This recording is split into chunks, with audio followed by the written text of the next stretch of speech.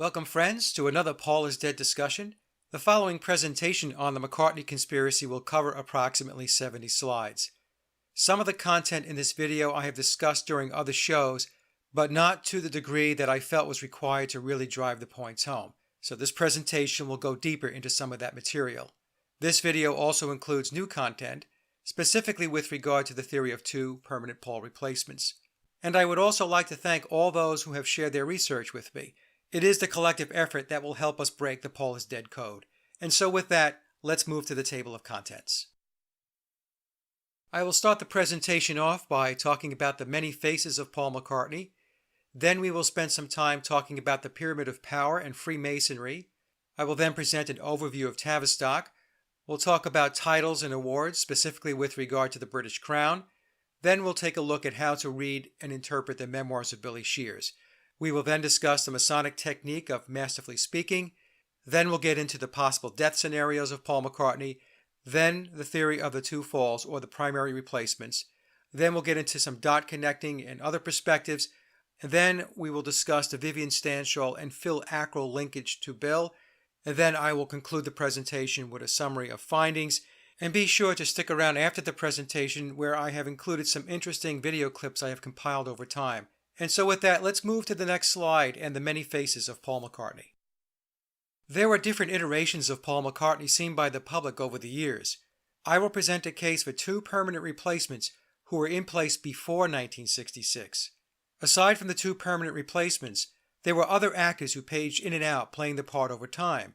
Since the internet as we know it began around 1990, it is my contention that many of the images were doctored starting in the 1960s in order to confuse and condition the public. This means those controlling the PSYOP had 25 to 30 years to alter images along with photographing the various actors playing the role over that time span. The different actors and altering of photos is the main reason why many Paul is Dead researchers have difficulty deciphering who is who over the past 50 years or so. And to prove this point, let's take a look at some of those pictures. I had known of the Paul is Dead theory going back to the mid-1970s, and I studied the clues, but I chalked it up as the Beatles being clever and a marketing ploy to sell more records. Then around 2.5 years ago, I read the memoirs of Billy Shears, and this reignited my interest in the Paul is Dead conspiracy. After reading the book, I decided to put a collage of pictures together to see if the conspiracy was really worth looking at, resulting in the slides you see here. And much to my amazement, the differences were not even subtle. For example, picture number 1, which is biological Paul, looks nothing like picture number 2, which is supposed to be McCartney during the 1964-65 era. In picture number 3, we can see that version of Paul has a different nose in picture number 1, where the nostrils in picture number 3 are flared. Picture number 4 shows a longer chin and jawline, as does picture number 5. Picture number 6 has similarities to biological Paul, but it still looks very different than the other images. With picture number 7, we see yet again another version of Paul who looks nothing like picture number 8, and picture number 8 is clearly not the same person in picture number 1. So as you can see, this was starting to become very interesting. Now let's move to the next slide. Again, with this collage, we have biological Paul in the number 1 position. Picture number 2 is allegedly a picture of Paul before Beatle fame, but in actuality appears to be a composite image morphing the face of Bio Paul and a replacement, most likely Bill Shepherd. Picture number 3, in my opinion, looks nothing like Paul. Picture number 4 has the longer chin and beak nose, as does pictures number 5, 7, and 8. To me, picture number 6 has the closest resemblance to biological Paul than any of the other pictures, and in case anyone was wondering, it is my opinion that pictures number 4, 5, 7, and 8 are Bill Shepherd, with pictures number 3 and 6 being other actors. Now let's talk a bit about Michael Jackson. As I have mentioned in a number of shows, the surgery a Paul replacement went through was extensive. It is not a simple case of a facelift. We are told in memoirs that aside from the surgeries, there were fillers to round out the face and also the use of latex, which we will discuss next. Now, Michael Jackson is a great example of how surgery can completely change the appearance of a person's facial features. Here we have 6 images of Michael Jackson taken over time. Picture number 1 is Michael when he was a young boy with the Jackson 5. If we ask someone who had no knowledge of Michael Jackson if the person in picture number 1 is the same person in picture number 4, they would in all likelihood say no. If we ask that same individual if the person in picture number 2 is the same person in picture number 5, or if the person in picture number 3 is the same person in picture number 6, I would bet the response would be, no, they are not the same person.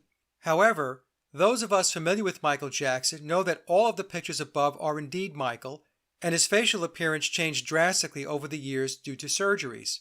So when folks are skeptical about the ability to alter someone's appearance to look like Paul McCartney, I point to Michael Jackson as Exhibit A. Now let's take a moment and talk about latex. In a moment, I'm going to show you 2 videos proving latex is definitely being used as part of Falls or Bill's disguise. The first clip is from a 1970s rehearsal of Jet. In that clip, I will slow down and freeze frame the video at the point where the latex sags and drops into his lower neck area. The second clip is Fall being interviewed by Bob Costas. I believe it was the early 1990s.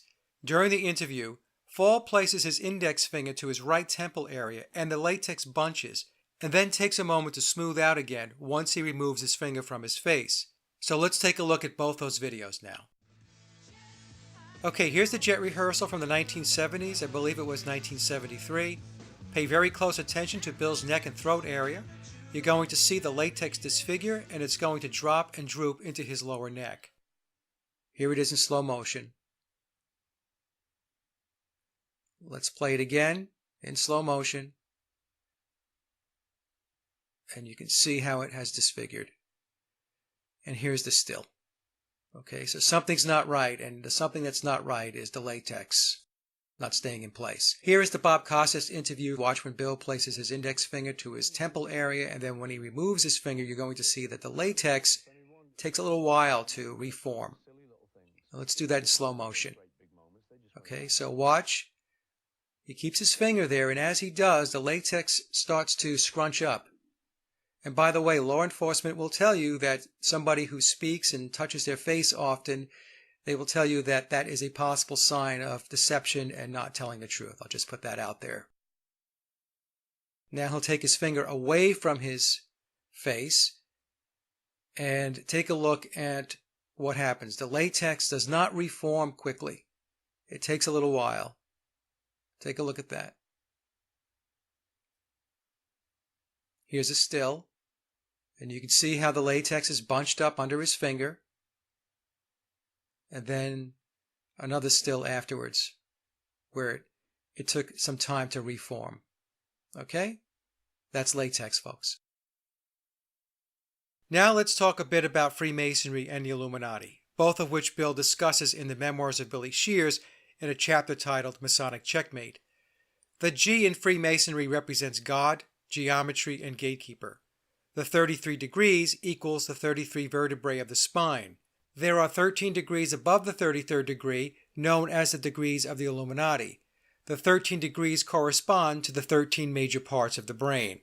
There are 20 degrees of rank above the Illuminati that few humans have ever heard of. High-degree Masons receive the secret Luciferian rituals. Masons do much of the Illuminati's networking, and Bill references the Committee of 300, and Lucifer rules the world. Let's move to the next slide.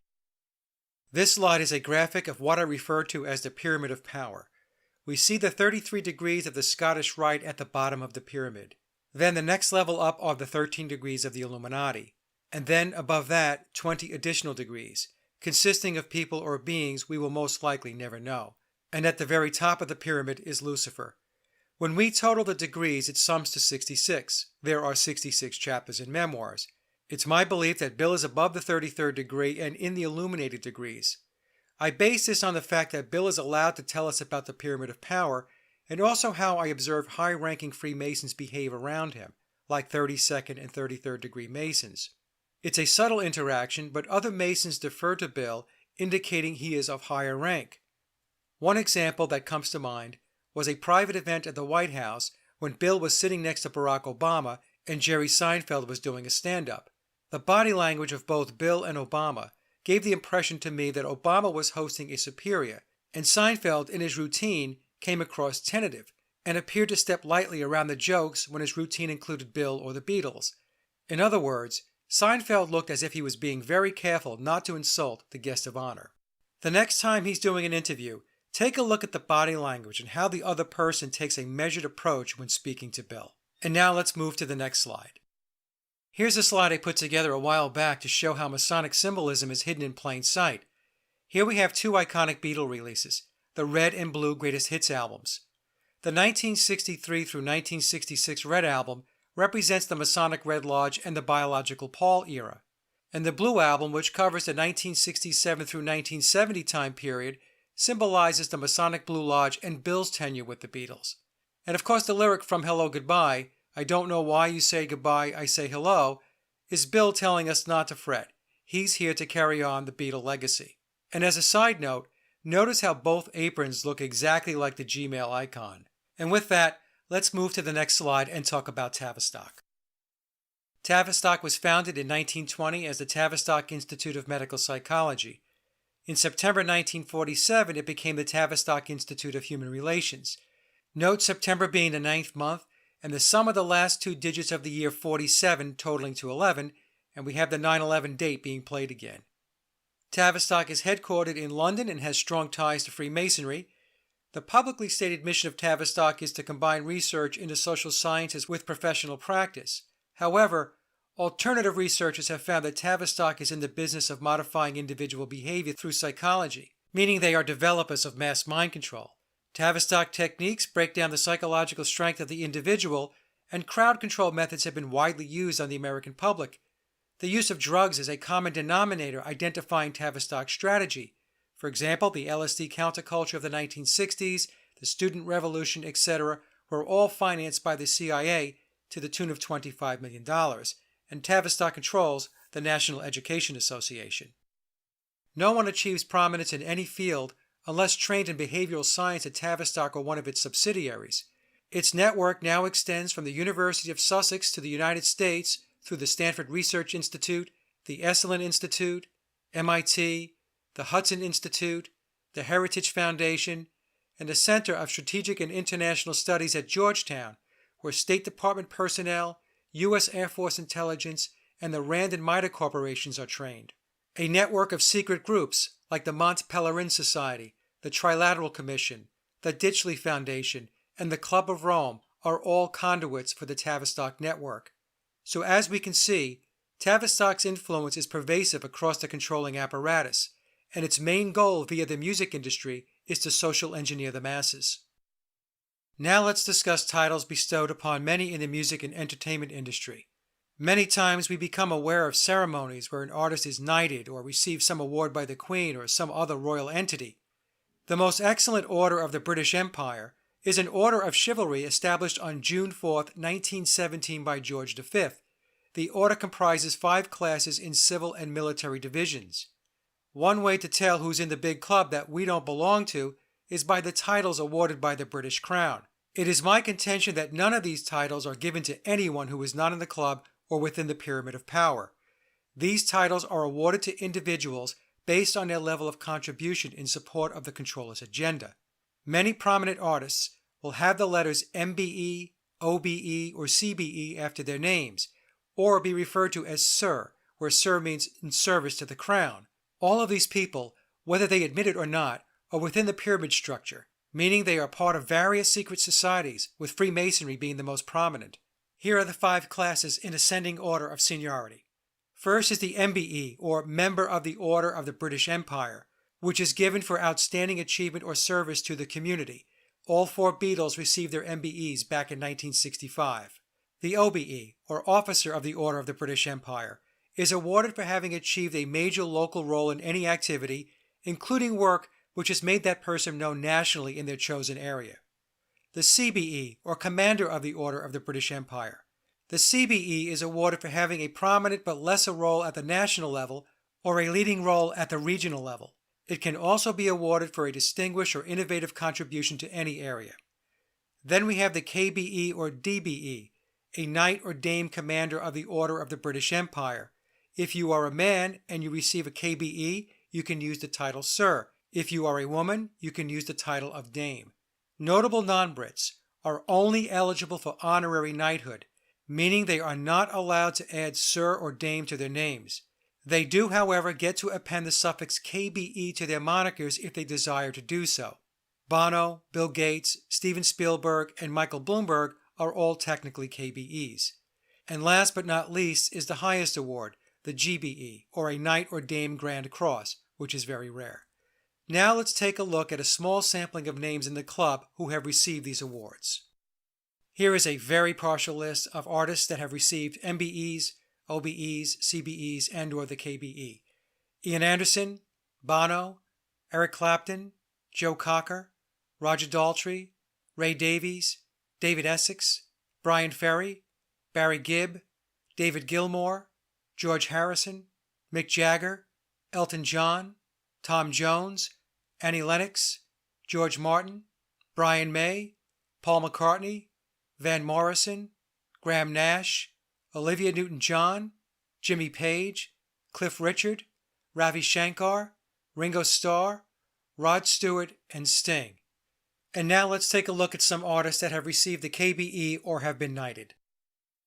Bob Geldof, KBE, Sir George Martin, Sir Paul McCartney, Sir Elton John, Ravi Shankar, KBE, Sir Mick Jagger, Bono, KBE, Sir Van Morrison, Sir Rod Stewart, Sir Ray Davies, David Bowie, who rejected his, Sir Richard Starkey, and Sir Barry Gibb. And again, this is a very, very small example of artists and musicians who have received this type of recognition from the British Crown. Now let's move to the next segment and discuss the importance of occult numbers within the Beatles construct. Another very significant variable in the controlling matrix and with the Beatles as part of Tavistock's social engineering is numbers. In the mystery religions, numbers are woven into the very fabric of existence. The adepts and initiates within the matrix utilize numbers to steer human consciousness in the direction they have plotted out. A fabulous book that helped me to understand the importance of numbers is The Secret Science of Numerology by Shirley Blackwell Lawrence. I highly recommend the book to anyone wanting to understand how numerology is embedded in everything we experience in this reality, including the words we speak. Now let's take a look at the awards given to the Beatles along with the numbers and see if the 9s and 6s are in play. As I mentioned earlier, all 4 Beatles received their MBEs back in 1965, with John Lennon returning his 4 years later. The receiving of the MBEs is a strong indicator of the Beatles being members of the club or Freemasons. In the memoirs of Billy Shears, Bill tells us he's all about the 6s and biological Paul is all about the 9s. And as I have discussed in other shows, the 9s and 6s are used over and over within the Beatles construct. We have Revolution number 9, John Lennon's number 9 Dream, biological Paul's last name having 9 letters, Bill utilizing dates, regrouping to 9 for album releases. The Beatles' first album was released on March 22nd or 322, the Skull and Bones number, which regroups to 3 times 22 or 66, representing the 66 degrees within the pyramid structure. Sgt. Pepper was released on June 1st or 6 times 1, which equals 6. Biological Paul's birthday is June 18th, which reconciles to 6 plus 1 plus 8, which equals 15, and then 1 plus 5 equals 6. And the last 2 digits of the year 1942, 4 plus 2, sums to 6. So biological Paul's date of birth regroups to 66 as well. Now let's take a look at the numbers associated with Beatle MBEs, knighthoods, and other honors. The Beatles received their MBEs on October 26, 1965. Note that the last 2 digits of the year, 65, 6 plus 5 equals 11. 11 is a master number in Freemasonry. October 26 breaks down to 1 plus 0 plus 2 plus 6, which equals 9. Therefore, the Beatles received their MBEs on 9/11. John Lennon returned his MBE on November 25, 1969. Again, notice the last 2 digits of the year, 6 and 9. November 25 breaks down to 1 plus 1 plus 2 plus 5, which equals 9. Bill, as McCartney, was knighted on March 11, 1997. March 11th equals 3 times 11, which equals 33, another master number within Freemasonry, and 3 times 3 equals 9. Bill was 60 when he was knighted in 1997. 6 plus 0 equals 6. Ringo was knighted at age 77, an occulted number, on March 20th, 2018. March 20th is 3 times 20, which equals 60. 6 plus 0 equals 6.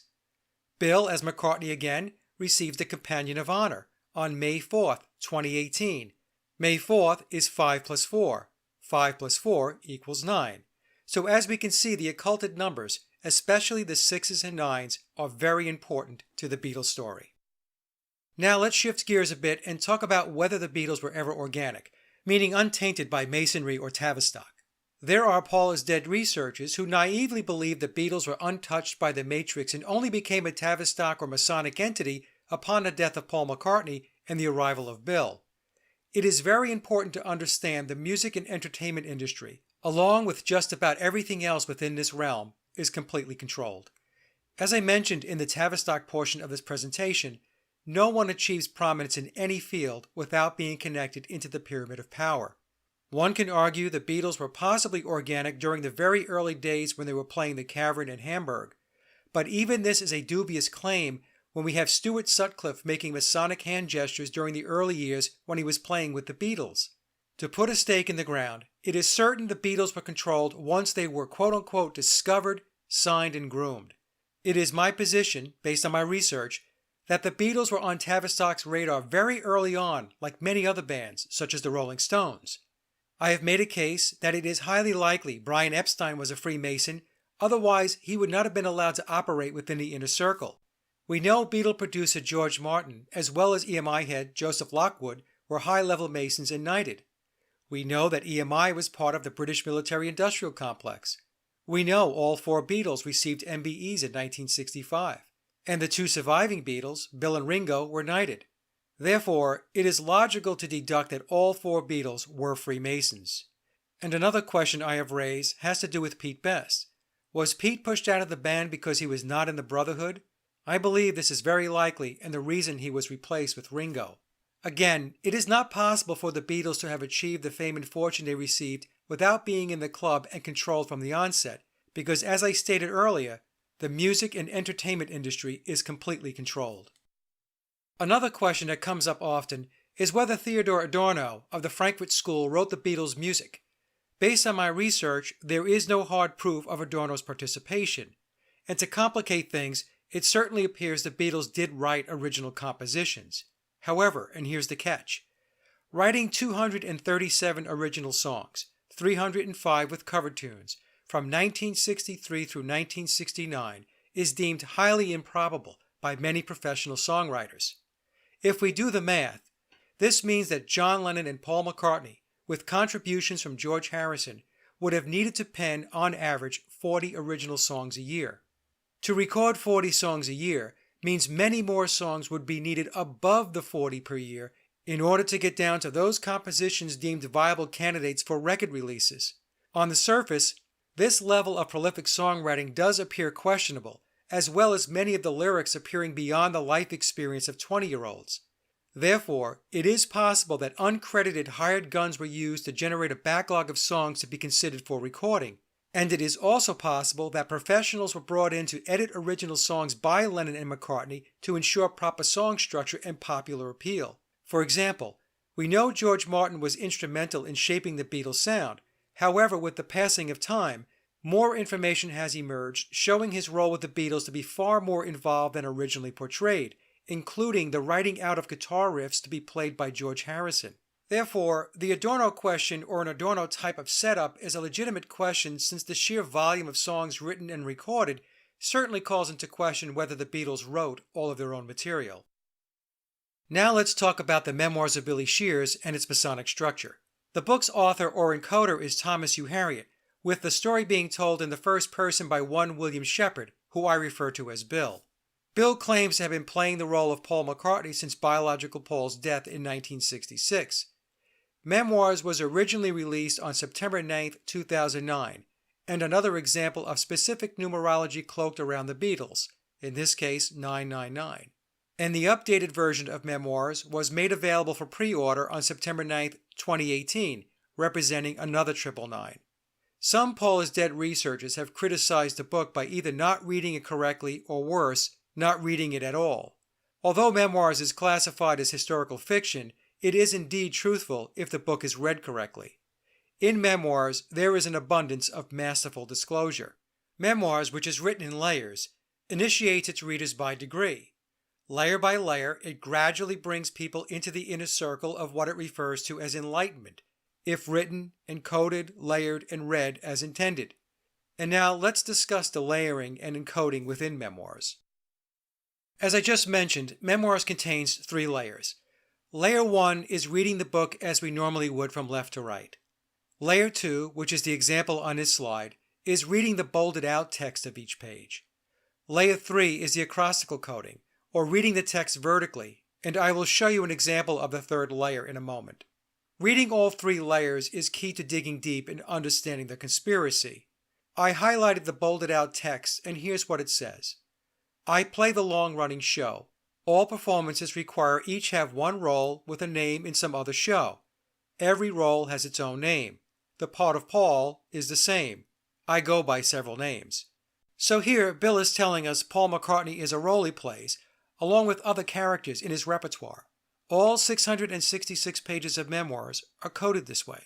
Now let's move to the next slide and take a look at the acrostical coding. Acrostical is a series of lines or verses in which the first, last, or other particular letters, when taken in order, spell out a word, phrase, etc. A hidden acrostical message runs through the printed versions of the memoirs of Billy Shears.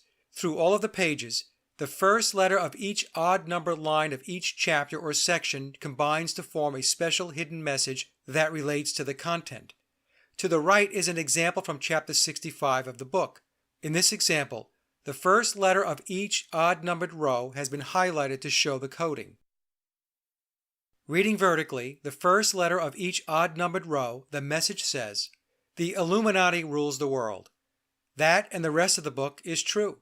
Take the satanic connection with salt and peppers or not at all. Aleister Crowley and Kenneth Anger were miserable without love. I am William. It is as plainly shown as can be. We have different DNA, voice, and looks. It's a laugh still. Please get to know me. Now for some, this might seem very odd with talk of the Illuminati. This is the reason I presented the Pyramid of Power, Freemasonry, Tavistock, and numerology before getting to this point in the presentation. Memoirs divulges the occult machinery behind the Beatles story. And by reading all 3 layers of the book, not only does the reader get a thorough understanding of the Beatle myth itself, but also an understanding of how the world is controlled by those within the Pyramid of Power, which of course includes secret societies and Tavistock. Now let's talk about the Masonic technique of masterfully speaking. For those that follow my work, you have heard me talk about how Masons masterfully speak. When a Freemason masterfully speaks, they can disclose all kinds of information if they do it masterfully. The following is an excerpt from an email I received from a high-level Mason. Quote, "Initiates receive the secret Masonic traditions, along with their ritualistic enactments, signs, tokens, penalties, etc., bit by bit, grace for grace, degree by degree. If at any point they go against the pyramid, they are out. To stay in those inner circles of illumination, they can only disclose what is allowed, and only within the parameters allowed. Otherwise, they are seen as profane fools who feed pearls to swine." End of quote. For celebrities such as David Letterman or Denny Lane who joke about Paul's death and replacement, they always address the subject in a subtle, layered meaning, thus showing their place in the inner circle. They can disclose all kinds of information if they do it masterfully. John, Paul, and William, and others in that circle, such as the Rolling Stones, were skilled at concealing messages by layering meanings. Now let's discuss a recent event where Bill masterfully speaks. Masterfully speaking is very subtle, and it takes some practice to pick up on the nuances when a Mason communicates. In a recent statement to the press after receiving the Companion of Honor, Bill said, quote, "I see this as a huge honor for me and my family, and I think of how proud my Liverpool mom and dad would have been to see this." End quote. Now let's analyze the statement, which has 2 distinct components.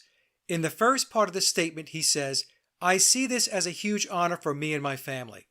Then Bill adds, "And I think of how proud my Liverpool mom and dad would have been to see this." This is an example of masterfully speaking. The first part of the statement, "I see this as a huge honor for me and my family," is sufficient to close the statement, since my family encompasses his parents. But by adding "my Liverpool mom and dad," he is now acknowledging another set of people, biological Paul's parents, not his. This is the same method of communicating he used on a Letterman show back in 2009.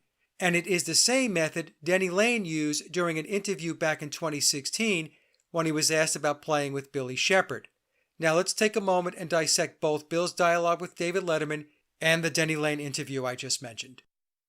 Back in 2009, Bill was on the David Letterman show, who is also a high-level Mason, and the conversation is a textbook example of masterfully speaking. I will break the clip down to point out when the masterful speaking is taking place and decode the true meaning of what is being said.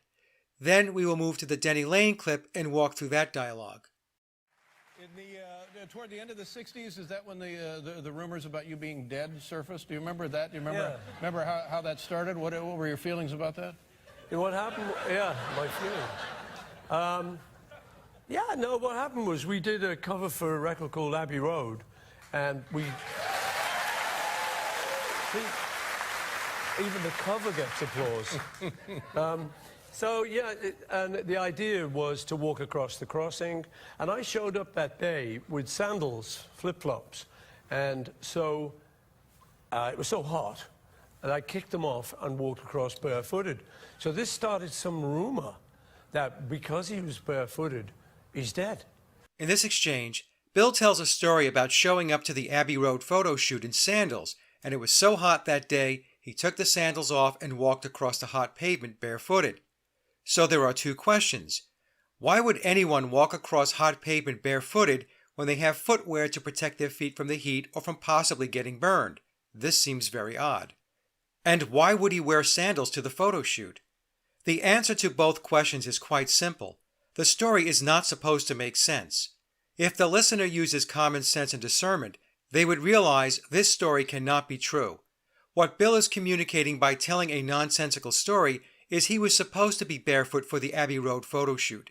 And the reason he wore the sandals was because he needed to easily slip in and out of his footwear because being barefoot was how the photos were to be taken. Therefore, it is reasonable to conclude the death clue and the subsequent rumor was planned all along. And how do you manage something like that? Because it was a global rumor. Yeah. I mean, I just laughed at it and knew it was just because of the fame and the craziness. It was an American DJ, so you guys are to blame. Yeah. Not you personally, but... No, the thing is, I just laughed it off, but it was a little bit strange because people did start looking at me like... Yeah. Is it him or a very good double? Here, Bill jokes that people looked at me very strange and asked if it was him or a very good double. By switching the wording from me to him, Bill has moved into a third-person narrative. So when he says people were looking at me, he is referring to himself as Bill. And when he says people were asking, is it him, he is referring to biological Paul. What Bill is telling us is there are two different but interwoven personalities in play, one being himself as the very good double, and the other being biological Paul. Well, that was the idea. That was the other part of it, that there was a guy who looked like you taking your place. No, well... This is him. Yeah. This exchange is very slick. Letterman says that was the idea. That was the other part of it.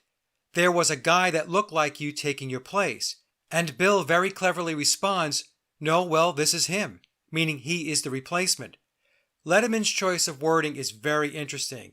What he was saying was the idea was to have someone play the part. And then Bill responds that he is that person. He is the person playing the part. He is the very good double. This is a great example of masterfully speaking between two high-level Masons. Or is it? Here we have Bill and Letterman getting a chuckle out of the exchange as the profane masses laugh at their own ignorance. Then we have the icing on the cake when Bill puts his finger to his lips, which is the Masonic hand gesture meaning tell no secrets. This dialogue between Bill and Letterman is masonry at its best. They are disclosing the truth for all to see and hear, but very few will understand what is being communicated to them. Now let's take a moment and analyze an interview Denny Laine did around the 2016 time period. It was a YouTube interview where the host, with more than a couple of drinks under his belt, is asking Denny Laine about what it was like to play with Billy Shepherd. Let's play the clip, then analyze Denny's responses as he masterfully speaks. Can I ask you one final question? And this is the question I was so scared to ask you of. Nah. Can I ask it? Can I ask it? Go for it. Well, okay. I'm gonna go in. If you say cut this question, we'll cut it. Just ask. It's a big setup. What was it like playing with Billy Shepherd instead of fucking Paul McCartney? Who's Billy Shepherd? I don't know. Billy Shears. The host asks Lane what it was like to play with Billy Shepherd. Lane responds by asking, "Who is Billy Shepherd? You mean Billy Shears." From memoirs, we know Shears is a play on Bill's last name of Shepherd. So here Denny is both denying and confirming Bill's surname, and only those who understand the connection to the names will understand what he is saying. Billy Shears is Billy Shepherd. Billy Shears Campbell. Thank you. That's all you had to say, my friend. The interviewer incorrectly assumes Denny means Billy Shears Campbell, and then Lane chuckles with duper's delight. With this reaction, Denny is telling us Bill's name is not Billy Shears Campbell. The one and only Billy Shears.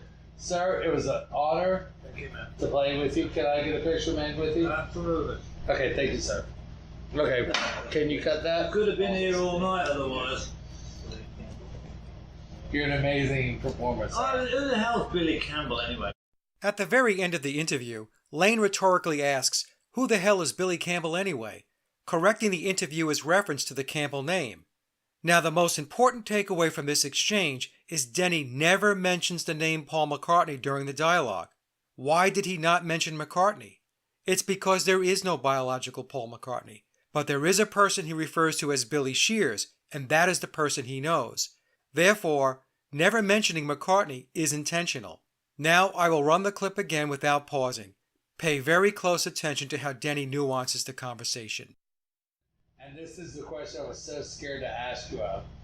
Nah. Can I ask it? Can I ask it? Go for it. Well, okay. I'm gonna go in. If you say cut this question, we'll cut it. Just ask. It's a big setup. What was it like playing with Billy Shepherd instead of fucking Paul McCartney? Who's Billy Shepherd? I don't know. Billy Shears. Billy Shears Campbell. Thank you. That's all you had to say, my friend. The one and only Billy Shears. Sir, it was an honor to play with you. Can I get a picture made with you? Absolutely. Okay, thank you, sir. Okay, can you cut that? Could have been here all night otherwise. You're an amazing performer, sir. Who the hell's Billy Campbell anyway?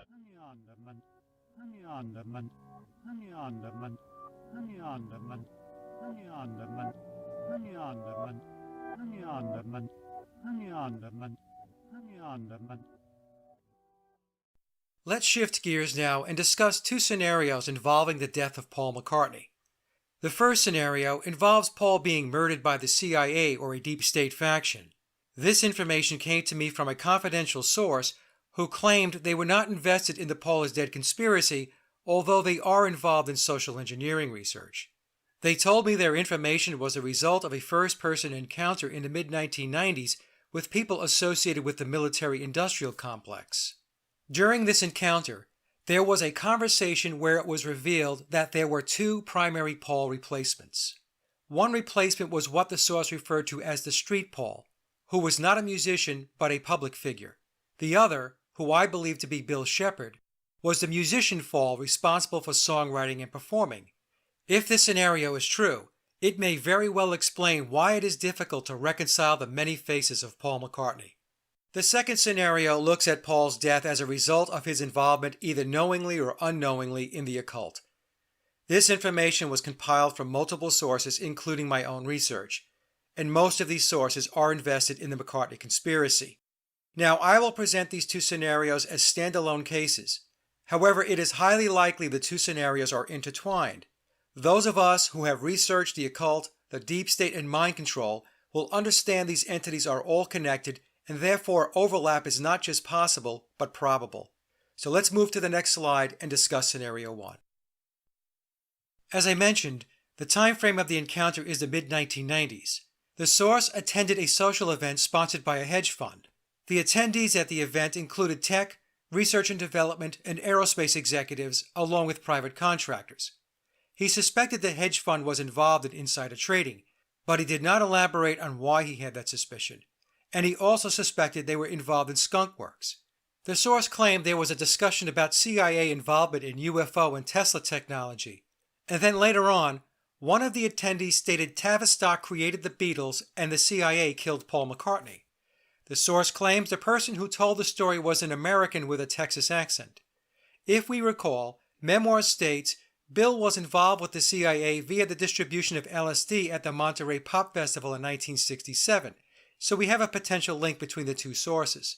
The person at the event claimed there were two imposters playing the role of Paul McCartney. If this is true, many questions are answered regarding the different versions of Paul we have seen over time. For example, the difference in the noses, straight versus hooked, etc. Now let's move to the next slide. The source claims he was told biological Paul was under a mind control program and a plan was in place in case Paul was not able to be controlled. And Tavistock and the CIA had two backup players in the pipeline the entire time. The two replacements consisted of musician Paul, who I believe to be Bill Shepherd, whose job was to play and sing like McCartney for recording and musical performances, and Street Paul, whose real name is unknown to the source. Street Paul was to learn and master Paul's speech, facial expressions, and body movement for public non-musical appearances. Both replacements ran in parallel. The source stated to me that Bill Shepherd paged in and out of both parts throughout the years, and the disposition of Street Paul is unknown. Was he phased out or even deceased? We don't know. The story goes that biological Paul was not going along with the agenda, and the deep state staged a car accident. Agents at the scene ensured decapitation after the crash. Decapitation meant no face, no dental records, etc. And he explained both Bill and Street Paul underwent extensive surgeries, and the surgeries continued well after the car crash or the murder in 1966. So how does Scenario 1 line up with what we're told in the memoirs of Billy Shears? In Memoirs, Bill states others played the role, but he has the long-term permanent contract. I would suggest that Bill's long-term contract is with regard to the musical role and not the public role. Therefore, Street Paul is one of the others mentioned in Memoirs. Also in Memoirs, Bill states he was selected as the replacement and met with Brian Epstein on September 12, 1966, and finalized the deal with both Epstein and Lennon 4 days later. The 4 days for inserting Bill into the equation never seemed possible to me. Now that we understand masterful speaking and disclosure, perhaps the timeline in Memoirs was intentionally laid out this way to get the reader to question the chronology and conclude it was not plausible, and therefore Bill had been in the pipeline for many years. Bill admits in Memoirs that the Beatles were a Tavistock project and that he worked with the CIA in the distribution of LSD at the Monterey Pop Festival. Being involved with an intelligence operation back in 1967 makes it possible that the CIA, along with Tavistock and perhaps MI6, were behind the PSYOP. Last but not least, in Memoirs, Bill states the physical transformation required surgeries, fillers, and latex. It is my theory that Street Paul's transformation was way ahead of Bill's, and therefore Bill's physical transformation lagged behind that of Street Paul. This would explain the appearance of Stanshall performing in Magical Mystery Tour, since he is the performer, with Street Paul being the actor playing McCartney in the movie. In other words, Stanshall's appearance in Magical Mystery Tour was foreshadowing Bill's role as musician Paul. If Street Paul's transformation was ahead of Bill's, which I believe it was, this could mean the photos we see of Paul starting in 1966, where he is depicted in the studio or in public, were actually staged photos of Street Paul posing with the band in the studio, along with being photographed in public and doing interviews. In other words, Street Paul was the public's visual bridge until Bill's transformation was established. And once Bill was ready, we started seeing both replacements showing up in photos and the media. However, and this is important, in the studio, it was Bill writing and recording the music where the rate and pace of his transformation wasn't as urgent since Street Paul had the public perception covered. We know, starting in 1966, there were no live Beatle performances to worry about. Thus, the non-musician version of Paul would fill in nicely for photo ops until Bill's surgeries caught up to the point where his appearance was convincing enough for public consumption. Once Bill's surgeries were evolved enough, we then started seeing both Pauls in pictures, and this would explain the differences in physical attributes like the nose, ears, etc. For me, This is not only incredibly intriguing, but starting to fill in a lot of blanks and answer a lot of questions. Now let's summarize Scenario 1 before moving on to Scenario 2. We discussed that the Beatles were a Tavistock creation, that biological Paul was part of a mind control program, that Bio Paul's programming broke down and he was murdered by the CIA or some deep state faction, that there were 2 replacements in the pipeline well before 1966. Replacement number 1, who I believe to be Bill Shepherd, is responsible for recording and musical performances and foreshadowed his role as the performing Paul in Magical Mystery Tour by playing the character of Vivian Stanshall. Replacement number 2 was the public version of Paul and the actor in Magical Mystery Tour. We know the surgeries for both replacements was extensive. We can deduce that Street Paul's surgeries came first, then Shepherd's. We are told Bill Shepherd paged in and out of both roles once his physical appearance was convincing, and that the disposition of Street Paul is unknown. And I'll leave you with this rhetorical question. Was the dialogue between John Lennon and George Harrison regarding Beatle Bill and Beatle Ed referring to Shepherd and Street Paul? I don't know, but it certainly makes me wonder. The second scenario deals with the occult and Masonic ritualistic involvement which biological Paul either knowingly or unknowingly engaged in. In memoirs, it mentions both Paul and John were engaged in the occult, but not nearly to the degree that Bill is involved. One form of these occult forces is known as the crossroads, where one's fate can be changed. Some might call it making a deal with the devil. One can be granted fame and fortune, but there is a price. This change in your life script does not come without obligations. The mythology of the crossroads has its roots in Robert Leroy Johnson. Robert Johnson was born in 1911 and died in 1938. Notice the last 2 digits of those years. Robert was born in 1911, with 11 being a master number in Masonry, and then the last 2 digits of the year he died, 38, or 3 plus 8, which equals 11. Coincidence? You can decide. Robert was also 27 when he died and one of many artists who have passed at that age, which has now become known as the 27 Club. Here are some other members of the 27 Club. I'm sure you will recognize their names. Kurt Cobain, Amy Winehouse, Jim Morrison, Janis Joplin, Jimi Hendrix, Brian Jones, Alan Wilson of Canned Heat, and Pete Ham of Badfinger. Now let's learn a little about Robert Johnson and his visit to the crossroads. Legend has it that while living on a Mississippi plantation, the young and impoverished Robert found his one true longing, to be a master of the blues. Unfortunately, he was then a mediocre musician at best, and played his guitar and sang his songs for anyone who would listen, failing to make much of an impression or a name for himself. A shadowy figure, hearing his plight, instructed him to go, guitar in hand, to the Dockery Plantation crossroads at midnight on a moonless night. Following these instructions, Johnson was met at the crossroads by the devil in the form of a large black man, who tuned his guitar and played his own haunting music. When he returned the guitar to Robert, he found he had full mastery of the instrument, the devil having staked a claim to his soul in exchange for this gift, a bargain that would be collected upon at a later time. Now some listening might think this is a tall tale and nothing more than superstition. But let's now listen to a 2004 60 Minutes interview Bob Dylan did with Ed Bradley, where Bob talks about his deal with who he refers to as the Chief Commander. Why do you still do it? Why are you still out here? Well, it goes back to the destiny thing. I mean, I made a bargain with it, a long time ago, and I'm holding up my end. What was your bargain? To get where I am now. Should I ask who you made the bargain with? with the chief commander. On this earth? And this earth, and then in the world we can't see. You ever look at music that you've written and look back at it and say, whoa, that surprised me? I used to. I don't do that anymore. I don't know how I got to write those songs. What do you mean you don't know how? Well, those early songs were like almost magically written. Darkness at the break of noon, shadows even the silver spoon, a handmade blade, a child's balloon. Eclipses both the sun and moon. To understand, you knew too soon. There is no sense in trying. This Dylan classic, It's All Right, Ma, was written in 1964. Mouthpiece, the hollow horn, plays wasted words, proves to warn that he not busy being born, is busy dying. Well, try to sit down and write something like that. There's a magic to that, and it's not Siegfried and Roy kind of magic. You know, it's a different kind of a penetrating magic. And you know, I did it. I did it at one time. You don't think you can do it today?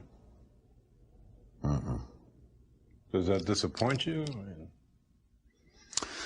Well, you can't do something forever, and I did it once, and I can do other things now, but I can't do that. So we just heard Dylan talk about his deal for fame and fortune. Did Paul make a deal as well? Let's explore this thought.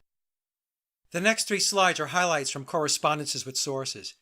John, Paul, and Bill, and others in that circle, such as the Rolling Stones, were skilled at concealing messages by layering meanings. That awareness of layered meaning is an important key for decoding their lyrics. The Paul replacement is enlightenment for those who have eyes to see and ears to hear. And there are 2 classes of people. One class who have the key of knowledge needed to understand, and the other class of people who do not possess that key. Paul is Dead demonstrates the social programmer's extraordinary power of mind control through the media. They tell the world about the switch and then tell us all to disbelieve the rumor. Some critics want to catch Bill in a lie. A better approach is to notice when he is speaking as Paul and when he is speaking as Bill. And as a side note, we can refer back to the Masterful Speaking segment for examples of Bill switching between himself and Paul. Now let's move to the next slide. The Beatles' rise was not organic. The media favored them, making them appear to be the idols the social engineers intended to create. They were groomed and set up for the switch. The replacement was planned well in advance. Paul would be the sacrificial virgin, which sounded glamorous to him at the start because it would make a name that would live forever. But it became more terrorizing as it grew into full expectation when things got real for him. Those who orchestrated the switch have all passed away. Full disclosure will happen after Bill passes. This slide captures a communication I had with another source who is an expert in the occult. The Beatles were watched and trained before they had full awareness of what was actually going on, but they were never in as deep as Bill. In the movie A Hard Day's Night, the And I Love Her segment shows Paul both standing in front of and standing on a black hexagon. Hex is the German word for witch or witchcraft. The video of Paul with the black hexagons indicates premeditated foreknowledge of JPM's future occult ritual sacrifice on the Coptic calendar's New Year's Day of September 11, 1966. Now let's move to the next slide, where another source sent me a link to a very interesting piece of research depicting the Ashers and a man by the name of Stephen Ward as being involved in psychological experiments. Of course, biological Paul's girlfriend was Jane Asher, and the article links Brian Epstein to Stephen Ward. Let's take a moment and listen to a quote from Mr. Ward. Quote, "It would be humbug if I did not confess that I looked forward to the sex orgies. I have been to every type of that party. Those specializing in certain perversions, and those given in an elaborate setting where all the formalities were observed. Many of the people who attend are rich and famous. Many faces that are seen in public life and on television. If their public can only see them like this." End quote. Stephen Ward, osteopath and society artist, 1963. With this quote, we can begin to understand the machinery behind the music and entertainment business, and perhaps Paul McCartney. The article goes on to say that Dr. Ward was tied to the Profumo affair, which was a high-level British political sex scandal, and Ward had possible ties to Dr. Richard Asher, who was Jane Asher's father. The article states he allegedly supplied patients to Asher for sexual and psychological experiments and was a suspected monarch mind controller. The article also states that Brian Epstein hawked the Beatles to Dr. Ward because of Ward's high-powered and highly networked clientele, which involved organized orgies and sex trafficking. He was also a Freemason. Margaret Asher, Jane Asher's mother and music teacher, taught Beatle producer George Martin. That's an interesting tidbit of information. The article claims both Richard and Margaret Asher were psychics and telepathic and distrusted McCartney, and then asked the question, was McCartney in the hands of monarch mind controllers? If the article is accurate in its assertions of Ward being connected to both the Ashers and Brian Epstein, we could then start to see how the seedy underworld of the beast can easily permeate the world of Paul McCartney and the Beatles. I will include the link to the research in the description box below. Now let's summarize what we have covered in Scenario 2. In summary, the Beatles were a Tavistock creation and project. The Beatles were a social engineering experiment. The Beatle myth was heavily immersed in the occult. The death of biological Paul was a planned ritual, and therefore the switch was always a part of that plan. It is possible Paul was in a mind control program, and full disclosure will happen after Bill passes. After hearing out the two scenarios and going back to the Venn diagram, we can now see Paul McCartney's death, whether as a result of an occult ritual or by the deep state, contains the common threads of mind control and social engineering. What emerges from the research is a very disturbing picture of what might be the real story behind the death of Paul McCartney. And now let's move to the next slide and discuss Bill's network and associations. To learn more about Bill, it's important to understand his network and associations. Having this understanding makes it easier to see he played the role of Vivian Stanshall and Phil Ackrell, and by digging into who Bill knows and interacts with, the Stanshall-Ackrell gap begins to close. So let's take a moment and look at some of these linkages. Bill as McCartney was of course in the Beatles, which means he is linked to John Lennon, George Harrison, Ringo Starr, George Martin, and Brian Epstein. After the Beatles, he formed his band Wings with his old friend Denny Laine. Bill as McCartney was associated with Vivian Stanshall's Bonzo Dog Band as the producer of the song I'm the Urban Spaceman, and Stanshall appeared in Magical Mystery Tour, thus linking Stanshall to the Beatles. As McCartney and working with the Bonzo Dog Band, he knew Neil Innes, who was also the creative force behind the Ruddles, and Keith Moon was a very good friend of Stanshall's, and of course the Beatles knew The Who. Bill as McCartney was associated with Phil Ackrell and the Diplomats through his friendship with Denny Laine and his band Wings, as well as Bev Bevan, who played for the Diplomats and later with the Electric Light Orchestra. And we also know Jeff Lynne of ELO was in the Traveling Wilburys with George Harrison. And of course, Bill as McCartney, being in Wings, knows Denny Laine, who again was in the Diplomats with Phil Ackrell and Bev Bevan. Bill as McCartney was associated with the CIA via the Monterey Pop Festival in 1967, which kicked off the Summer of Love and the LSD movement. He was signed to the EMI label, which has ties to the military-industrial complex or deep state.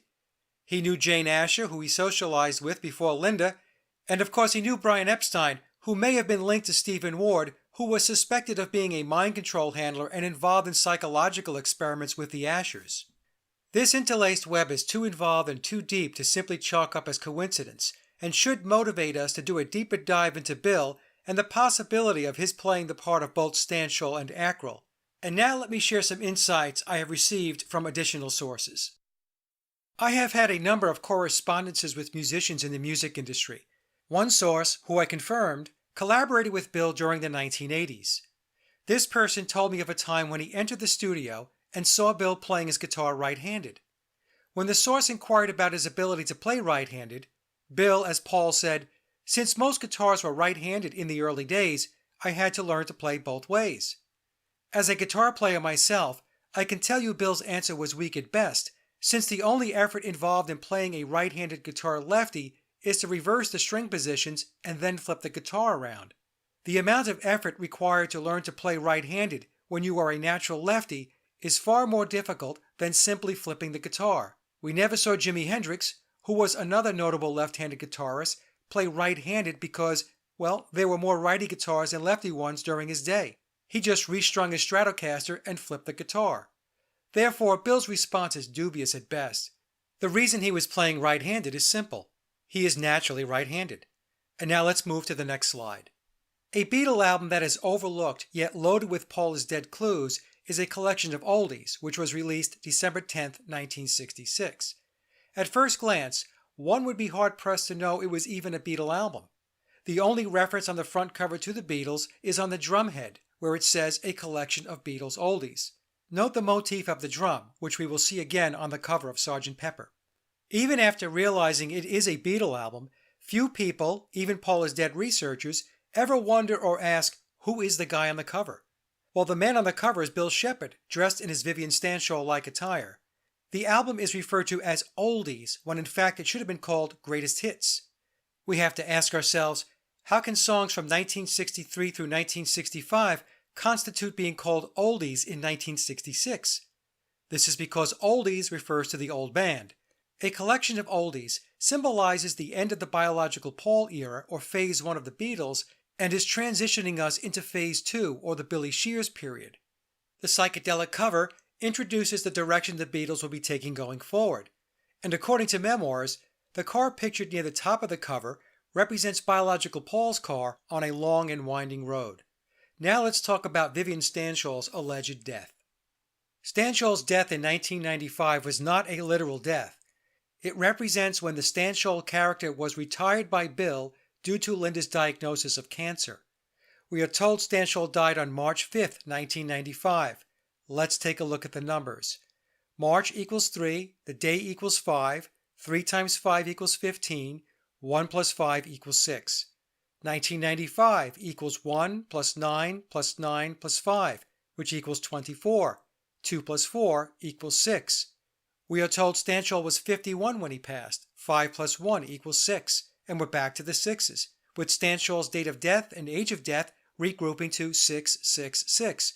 There are 66 chapters and 666 pages in memoirs. And now for some more numbers. Linda McCartney was diagnosed with breast cancer in 1995. She died at age 56. 5 plus 6 equals 11, a master number in Freemasonry.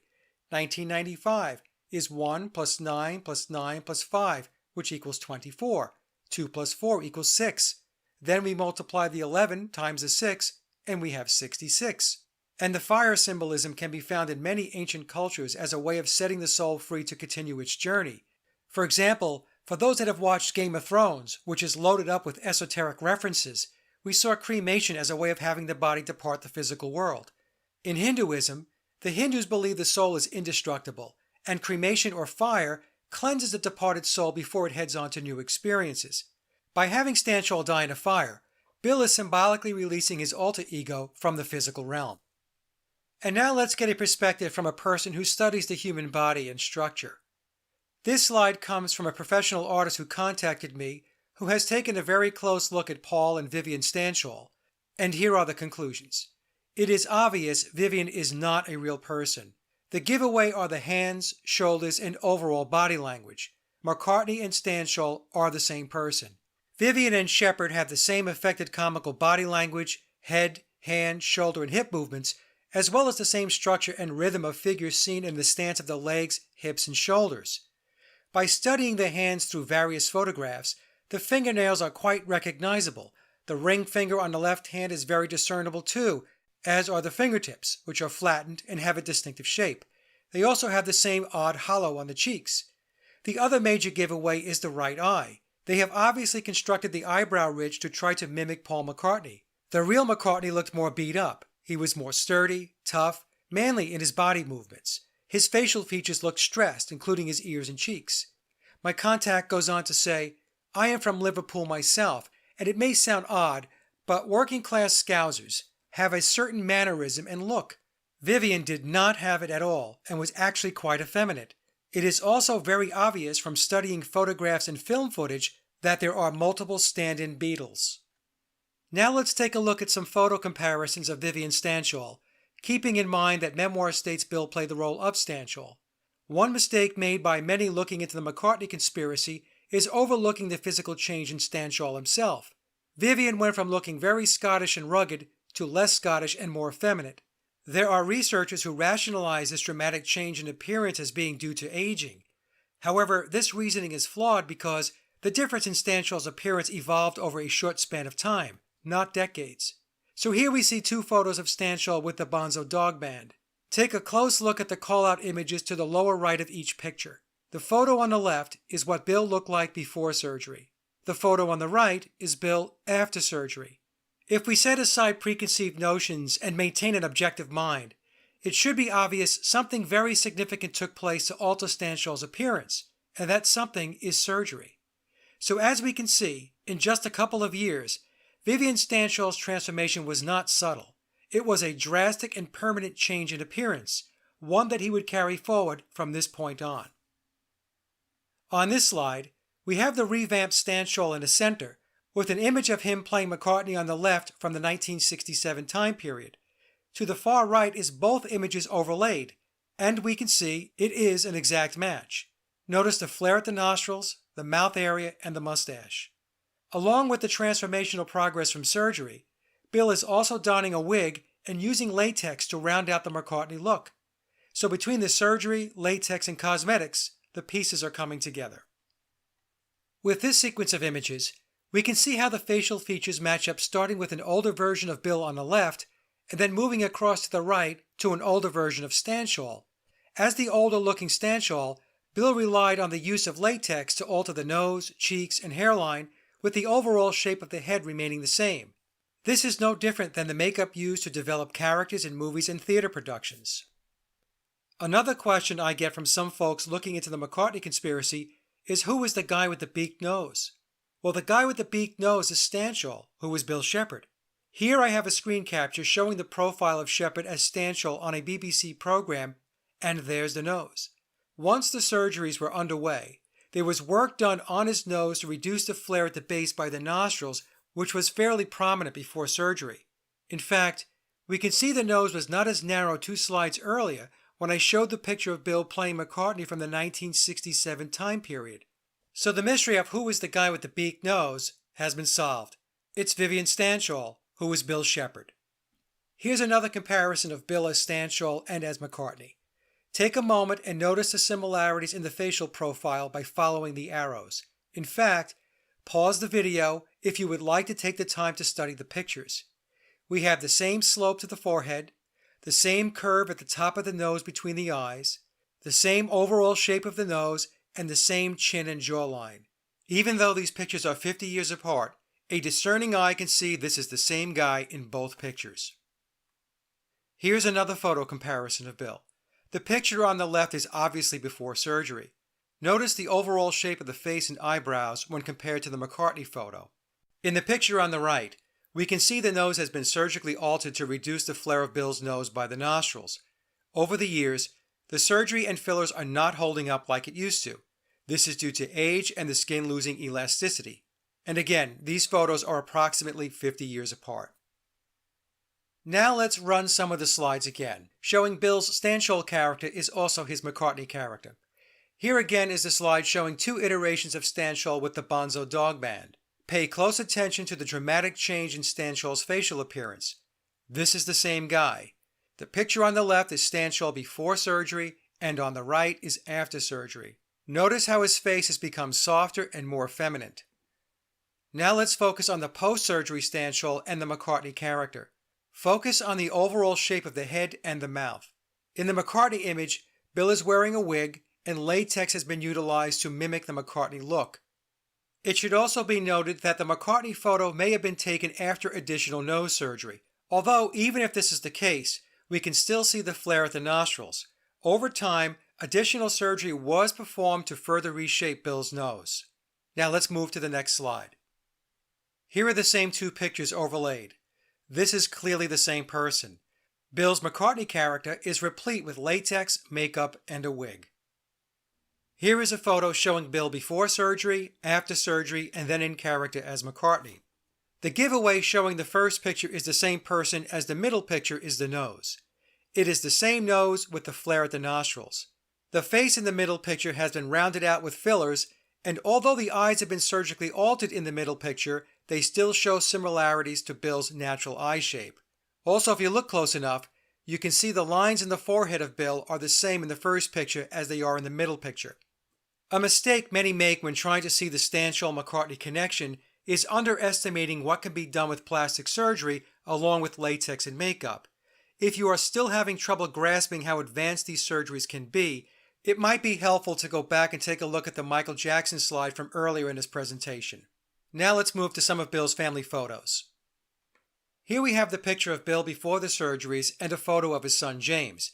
There is certainly a family resemblance, don't you think? The shape of James's face, his complexion, and the color of his hair come from Bill. Very Scottish indeed. I also laid in a picture of Linda to show how James also has characteristics of his mother. For example, he has more of his mother's nose.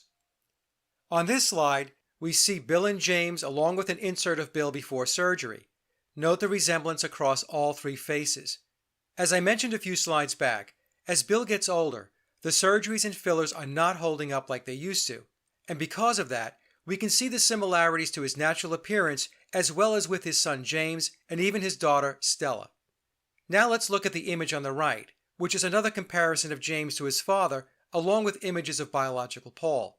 Here again, it's difficult at best to believe James is the offspring of bio Paul. He looks like Bill's kid. The differences between Bill and biological Paul become more obvious with the passing of time. In fact, I'm not even sure Bill is overly concerned with keeping up with the masquerade. For him, it's been a long run of over 50 years, and maintaining the facade has run its course. The number of clues telling us Paul was replaced is so voluminous these days that to try and capture all of them is not even possible. In fact, Bill never stopped leaving clues. He's still doing it today. But to further show Bill was Stanshall, we can take a look at the Sgt. Pepper album cover. Sgt. Pepper was loaded up with clues all the way down to the Masonic geometry of where people are standing and where they are looking with their eyes. But there is one clue in plain sight that few Paul is Dead researchers have noticed, and that is the instruments each Beatle is holding in their hands. All of these are Bill's wind instruments. He is a wind instrument player by trade. We have John holding the French horn, Ringo the trumpet, George the piccolo, and Bill holding his English horn. If we go back to many of the old Stanshall videos, we see Vivian playing all of these instruments, as he does on his album Sgt. Shepherd. Oops, did I say Sgt. Shepherd? I meant Sgt. Pepper. And then we have the Beatles introducing us to the one and only Billy Shears, where Shears is a play on the name Shepherd. Shepherd, Shears, get it? And let's not forget Billy Pepper from the early 1960s with the Pepper Pots. Here is a screen capture of Stanshall playing his English horn. This is the very same instrument Bill is holding on the cover of Sgt. Pepper. What are the odds? It's not coincidence, my friends. Now let's switch gears and discuss Bill's other character, Phil Ackrell. Admittedly, there is very limited information, especially clear photos of Phil Ackrell from his days with the Diplomats, where he played with Denny Laine and Bev Bevan from ELO fame. It appears there was a concerted effort to scrub Ackrell's pictures from the internet, along with never releasing an album the Diplomats recorded back in the early 1960s. However, in memoirs, Bill tells us he did indeed play the character of Ackrell. The first layer within memoirs is ambiguous, but the second layer of encoding reveals the truth, with Bill telling us he, meaning Phil, was a fine person, and I am them, meaning he was part of the Diplomats.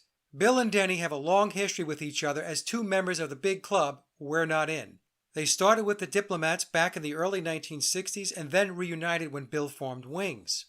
And speaking of Wings, Bill even leaves us a Phil clue in the song Rock Show from his Venus and Mars album when he sings, "What's that man holding in his hand? He looks a lot like a guy I knew way back when. It's Silly Willy with the Philly band. Could be, ooh-wee." Well, Silly Willy is Silly Billy, and the Philly band is the Phil Ackrell Band, the Diplomats. Bill is Phil. And now let's take a moment to map Ackrell to Stanshall to see that they are indeed the same person. The picture on the left is of Phil Ackrell from the very early 1960s, and the picture to the right is Stanshall circa 1966 or so. Notice the shape of the ear, the shape of the nose with the flare at the nostrils, and the jaw and chin line. It's a very close match, if not an exact match. In 1960, Bill was 23 years old and a young man. In 1967, he was 30 years old. So we need to take into account 5 to 7 years of his face filling out, but even with the several years in between the photos, the resemblance is very strong. Now let's move to what I believe is a great comparison mapping Ackrell to the McCartney character. This comparison is, in my opinion, a gem. Take a look at the elongated chin and jawline, then the nose and the smile. And taking into account the McCartney character has had surgery to lift the eyebrows, even the eyes look very similar. And even though these pictures are approximately 10 years apart, the resemblance, in my opinion, is uncanny. Here's another set of photos comparing the body stance of Phil Ackrell to Bill as McCartney from the Pepper era. Note the overall stance and posture. Note the left hand, the leg positioning, the jaw and chin line, and the eyebrows. Again, the similarities, even though there is a 5 to 7 year spread between these two pictures, is very, very strong. Knowing it has been difficult for some to see Bill as Ackrell and Stanshall, I'm hoping this piece of the presentation has connected some dots, showing Bill did indeed play the roles of both Vivian and Phil, and Ackrell, Stanshall, and McCartney are 3 different characters played by one person, Bill Shepherd. And now let's conclude by summarizing the presentation. I don't want to refer to the summary as conclusions, since until Bill fully discloses, which in all likelihood will be after he passes, the McCartney conspiracy will continue to evolve as additional information and theories come forth by Paul is Dead researchers, so I think it's best to refer to the summary as findings. In summary, the official story of the Beatles is a myth. The Beatles were not organic. The Beatles were a Tavistock creation and project. The main objective of the project was social engineering. The Beatles are a Masonic entity. All four Beatles were Freemasons. Freemasons can disclose truth by speaking masterfully. The Memoirs of Billy Shears contains masterful disclosure. The Beatles were immersed in the occult. It is possible the Beatles did not write all of their original songs. The death and replacement of Paul McCartney was planned.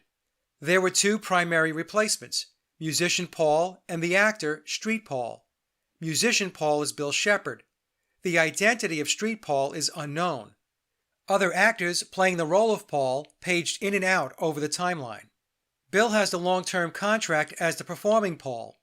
Bill is a high-ranking Mason, possibly in the illuminated degrees above the 33rd degree. Bill has been playing both musician and Street Paul for a number of years. Bill played the roles of both Vivian Stanshall and Phil Ackrell. Vivian Stanshall's death was symbolic, and the real Paul McCartney died in 1966. And that wraps it up. I hope you enjoyed the presentation, and I would again like to thank everyone who contributed to the content via the many emails, links, videos, personal encounters, analysis, and expertise that came my way. You guys and gals are incredible. Let's continue to pursue the truth and have some fun along the way. And now stick around for some Paul is Dead video clips I think you might enjoy. So anyway, that's all I have to say. Thank you, thank you, thank you. And over to George and everybody else. Thank you very much. I don't have to say much because I'm the quiet Beatle.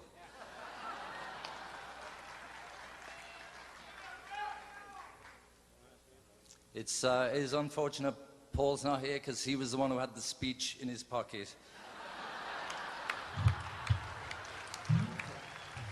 And why didn't they play Octopus's Garden?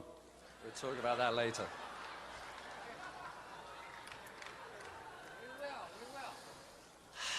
Anyway, we all know why John can't be here, and I'm sure he would be, and it's hard really to stand here supposedly representing the Beatles. It's what's left, I'm afraid. But we all loved him so much, and we all loved Paul very much.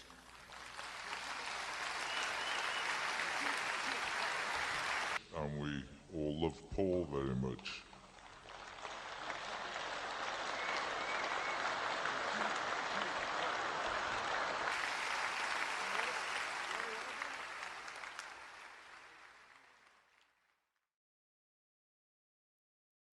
George, why do you play music? Why do you still play music? Just to enjoy? Yeah, no, well, we got to do something, with our lives. Yeah. And that's the one thing that I know what to do, how to do. Hello, Neil. How are you? Hello, George. Nice to see you. Very nice. Hello. It's a vegetarian leather jacket. Yeah? Yes. Oh, is that a film? Yeah, I've got you. I've seen it. This is the one I can see. Go on, turn it off. Yeah, I can see. No, I don't want to turn it off. I've seen it. Sharpie, I've seen the advert for us. Hold it. Who is this? That's John. Oh, is it? John Lennon of the Beatles. Oh, that's what's her name? Pat. Who's this? We don't know that. Oh. Some other lady. God, they were horrible. Lady of the night. Horrible girls, weren't they? No, George, this is a very fine leg. It's a nice bit of stocking top. Just because you've graduated in the world. They're fine ladies. It's kind of like when I met Paul McCartney. I'd never even been on Saturday Night Live. He was hanging out at Lorne Michaels' house, and I had the presence of mind at that moment not to go, who wrote A Hard Day's Night, So I said, I talked about his album 1980 and the song Tug of War, and I said, that lyric in the chorus, one day we'll stand up on top of the mountain with our flag unfurled, but it won't be soon enough. And he just lit up. He just lit up. Oh, that was a song, you know, I just pictured a big flag, you know, up on the top of a mountain, you know. And then that was it. That was it. We were fast friends after that. So I think with Billy, people like it if you take one of his obscure songs or obscure album and be very specific about a lyric that he wrote. People love that. You know, it'd be the same thing with Slayton. If you brought up some obscure bit from 20 years ago. Yeah, you like that, huh? That was good. It's all right. Yeah. All right. What's it like to be Bobby all day long? Well, mostly he's just quiet in a room. He has to rest those pipes. And, hey.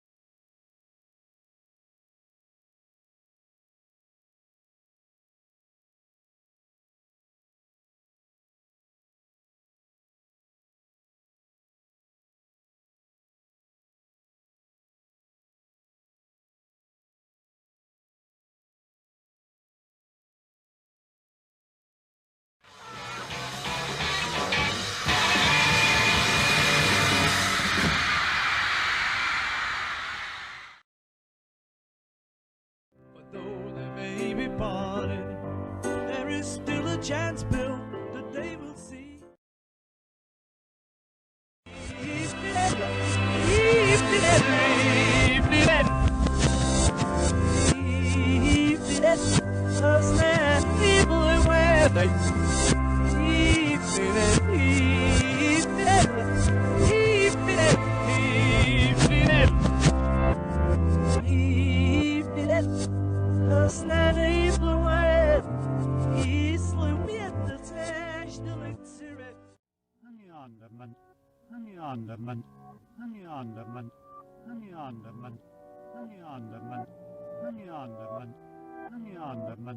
Honey on the